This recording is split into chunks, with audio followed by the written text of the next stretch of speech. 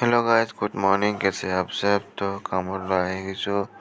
এতিয়া কটাবাৰী ফিল্ড চাগে এটা বিহু হ'ব চাগে, সেইটো কাৰণে ডেক'ৰেট কৰি আছে বাঁহেদি পেলাই।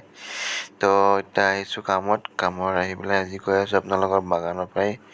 বাগান মিৰ্জা বক এইবিলাক জেগাই আছোঁ। বগৰীটো গাই তো চাক মোৰ ঘামি পেলাই কি হৈছে, ইমান গৰম মানে কি ক'ব আৰু আপোনালোকক, কি ক'ম মই। গাইজ এই ৰাস্তাখন দেখি পেলাই কিমান ধুনীয়া লাগিছে। বক যোৱা ৰাস্তা হয় এইটো, একদম বাহিৰৰ নিচিনা লাগিছে ন ৰাস্তাকেইটা।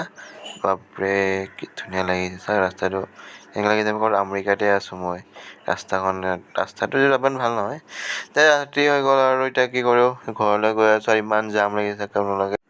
গাইজ ফাইনেলি ঘৰত আহি পালোঁ। এতিয়া এইটো মোৰ চুৱাইপ আৰু এইটো মোৰ ডাঙৰ ভণ্টি, চাব পাৰিছে ডাঙৰ ভণ্টি। তো এইকেইটাই বদমাচি কৰি আছে। তো ঠিক আছে গাইজ, আজিৰ কাৰণে এইখিনি। কালিলৈ আকৌ মিলিম নতুন ব্লগত। আজিলৈ বাই বাই, টাটা।